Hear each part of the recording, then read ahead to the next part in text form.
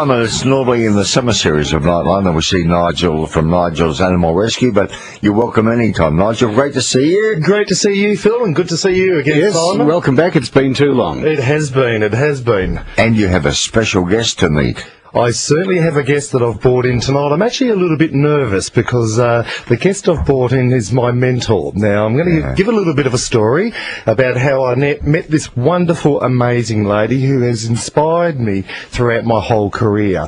Ninon Phillips is her name, and back in the mid-80s, when I started working for the RSPCA, my job at the end of the day was to deliver all the native wildlife that got brought into the RSPCA throughout the day down to Ninon's house in Hawthorne. Yeah.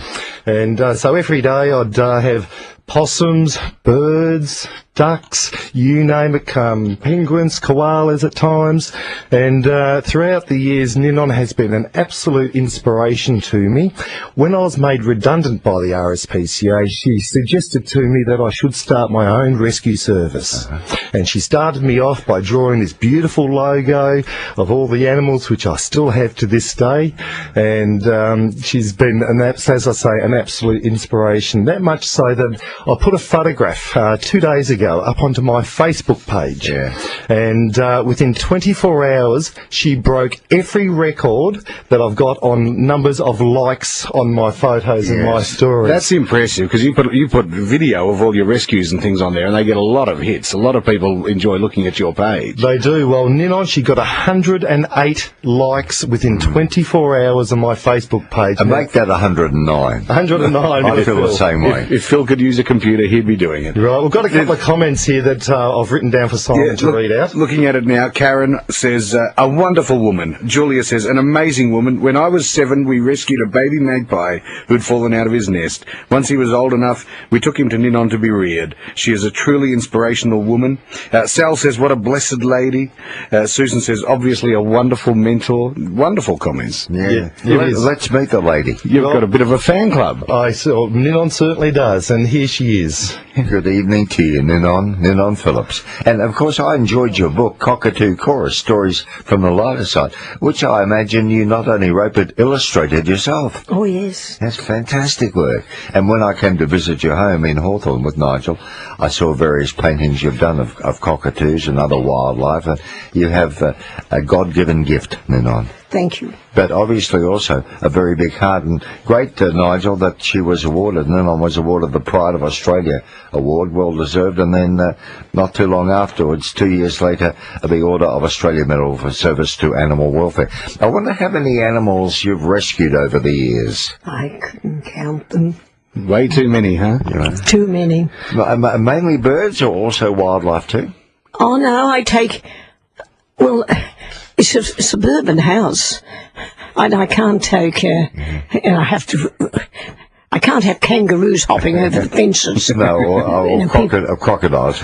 Oh, no, or snakes. No, of course, yeah. But there's a lot in between. There's plenty of lizards and possums. Yes. And there's little teddy bears. It was amazing when I used to turn up there with the animals. Ninon would greet me at the door, and she would always have an animal in her hand. Yeah. There'd be another one in her pocket. And the best place that Ninon always told me to keep a little baby possum is down the bra. Yes. And any woman that's well developed, they make great wildlife. Oh, yes. Very rare, though. To find somebody like that. But Ninon has done over 50,000 different animals in the last 50 years. Oh, wow. Well, you'd be complimented on that. And, I've been wanting to meet you for 20 years. Nigel's been saying to me, you have to meet Ninon. I only did it recently, and I was inspired from meeting you. Sad to hear recently about all the bulldozing going on in the outer suburbs of gum trees and all these koalas being destroyed. Yes, the plantation harvesting. Yes. I do believe there is a couple of companies that do have some protocols in place to deal with it, but with any luck, it's going to be across the board. That all plantation companies are going to have to stick to some guidelines where the koalas are going to be removed before they harvest the plantation. But that's another issue for another time, I think. Yeah, Ninon, I have to ask, Nigel just told us, of course, obviously his inspiration for getting into the game was yourself. Where did your inspiration come from?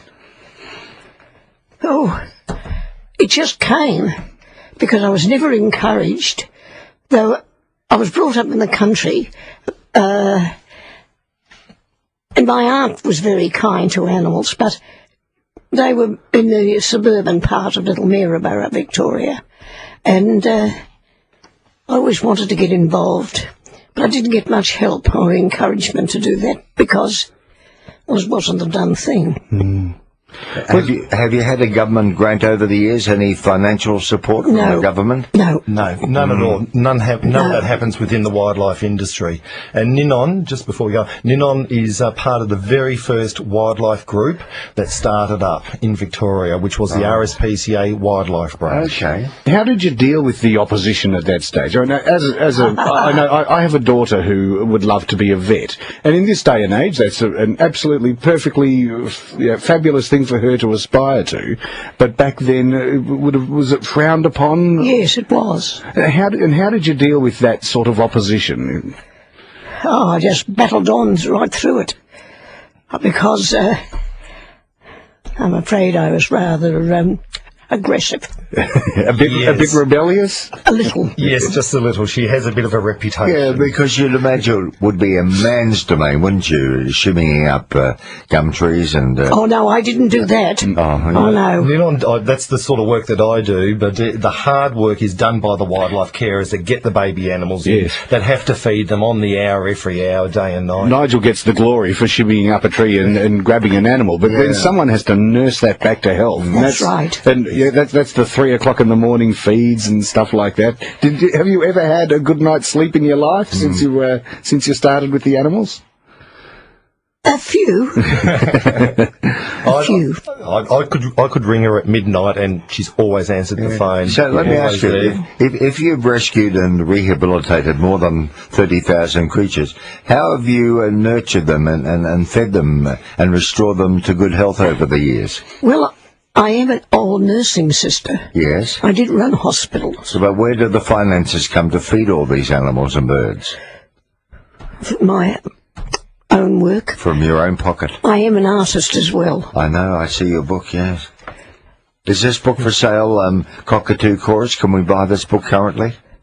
You would have to need to order it through myself, so if anybody would like to get a copy of Cockatoo Chorus, I think it's about 80-odd pages long. I thought you were going to say $80. No, they're $20, I believe. Yeah. So if anybody would like one of these beautifully illustrated and written by Ninon, please contact me. We'll give out the number at the end. We will, can take some orders. And your website as well. Yeah. What's been the most pleasing aspect of your work over the years, Ninon?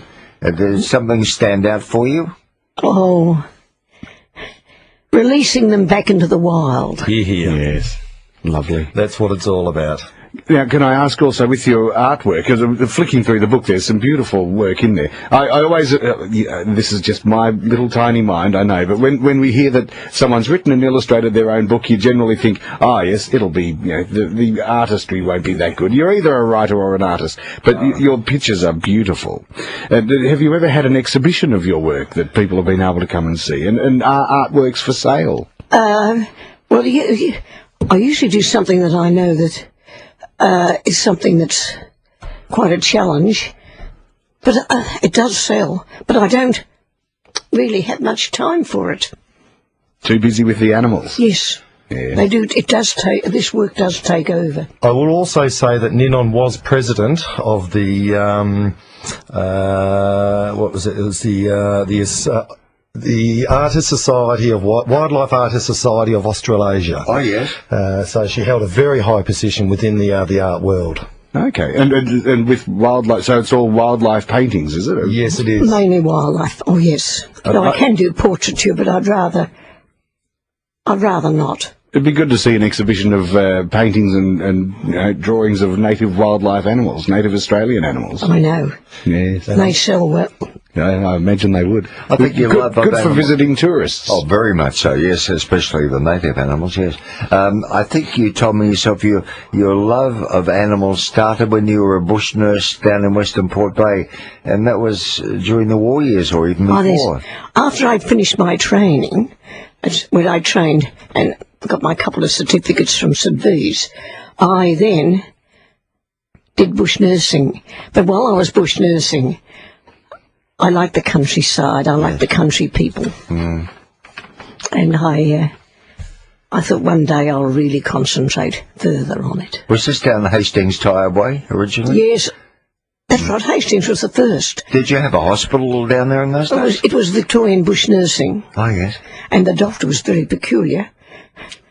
But We won't mention his name now, will we? No, I think we won't. he's up in heaven, I Oh, think. okay. Well, he might have a shortwave radio, so Sure. we won't name him. Darren Hinch always says, dead people can't sue.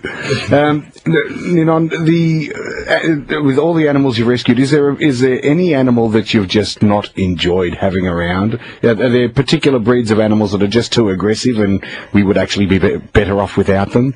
Or do you love them all? Well, I tolerate those, like bad snakes, for instance, frighten me. Yes. But I was brought up in the country as a little girl. I was farmed out because the Depression was on, and they were glad to get rid of me for the time being. Yeah. And I was the one that went to the country. And I really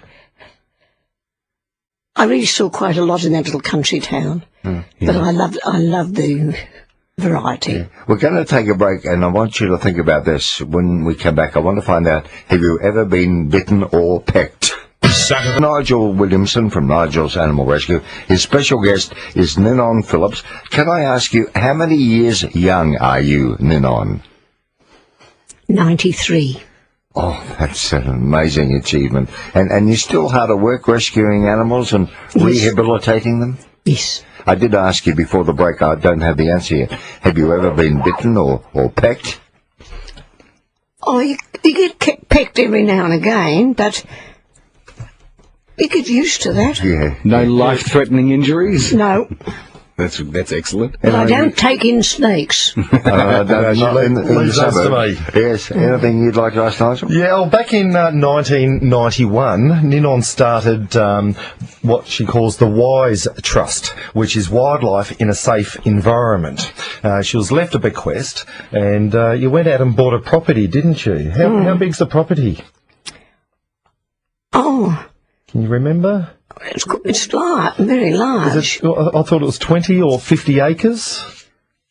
And where was it? It's up in Yea. It's called the Haven. Yeah. And a lot of animals go up to the Haven. It's along the river there. On the Goulburn Highway Yes. is where it is. So if anybody would like to help Ninon and with her work, Yes. they can make donations to the WISE Trust. Yes. One word, W-I-S-E, wise. WISE Trust. So if you Google it, you'll be able to locate all the details online, I'm sure, to donate there. Or if not, contact myself at any time. And give us your contact details, please. My number is 0427 Yes. 533 083, and I can be contacted on Facebook at Nigel Williamson or Nigel's Animal Rescue.